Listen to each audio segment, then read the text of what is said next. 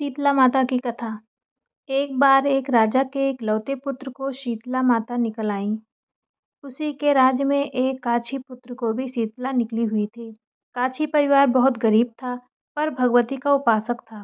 वह धार्मिक दृष्टि से जरूरी समझे जाने वाले सभी नियमों को बीमारी के दौरान भी भली भांति निभाता रहा। घर में साफ सफाई का विशेष ख्याल रखा जाता था। वह काछी परिवार नियम से भगवती की पूजा करता था। नमक खाने पर पाबंदी थी। सब्जी में ना तो छौंक लगता था, ना कोई वस्तु भुनी तली जाती थी।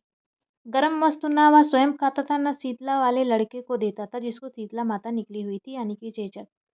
ऐसा करने से उसका पुत्र शीघ्र ही ठीक हो गया।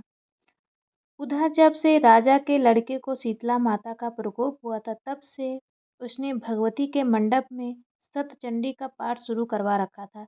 रोज हवन व बलिदान होते थे। राजपुरोहित भी सदा भगवती के पूजन में निमग्न रहते।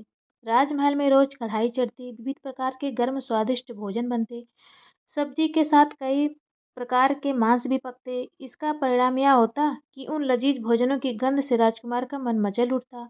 वह भोजन के लिए जिद करता, एक तो राजपुत्र और दूसरे इकलौता। इस कारण उसकी अनुचित जिद भी पूरी कर दी जाती।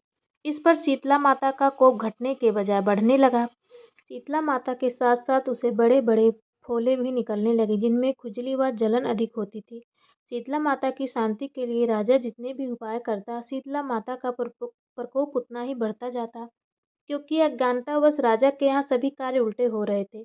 इससे राजा और अधिक परेशान हो उठा। उसकी समझ में नहीं आ रहा था कि इतना सब होने के बाद भी शीतला का प्रकोप शांत क्यों नहीं हो रहा है। एक दिन राजा के गुप्तचरों ने बताया कि कांची पुत्र को भी शीतला निकली थी, परंतु वह बिल्कुल ठीक हो गया है। यह जानकर राजा सोच में पड़ गया कि मैं भी शीतला की इतनी सेवा कर रहा हूँ, पूजा व अनुष्ठान में कोई कमी नहीं, यहीं पर मेरा पुत्र अधिक रोगी होता जा रहा है, जबकि कांची पुत्र बिना सेवा पूजा के ही ठीक हो गया। यही सोचते सोचते राजा को नींद आ गई। श्वेत वस्त्र धारिणी भगवती ने उसे स्वप्न में दर्शन देकर कहा, हे राजन, मैं तुम्हारी सेवा अर्चना से प्रसन्न हूँ, इसलिए आज भी तुम्हारा पुत्र जीवित है। इसके ठीक न होने का कारण यह है कि तुमने शीतला के समय पालन करने योग्य नियमों का उल्लंघन किया है। तुम्हें ऐसी हालत में नमक का प्रयोग बंद करना चाहिए। नमक से रोगी के फोड़ों में खुजली होती है। घर की सब्जियों में छौंक नहीं लगाना चाहिए, क्योंकि इसकी गंध से रोगी का मन उन वस्तुओं को खाने के लिए ललचाता है। रोगी का किसी के पास आना जाना मना है, क्योंकि यह रोग औरों को भी होने का भय रहता है। अतः इन नियमों का पालन कर तेरा पुत्र अवश्य ही ठीक हो जाएगा। विधि समझाकर देवी अंतर्ध्यान हो गई।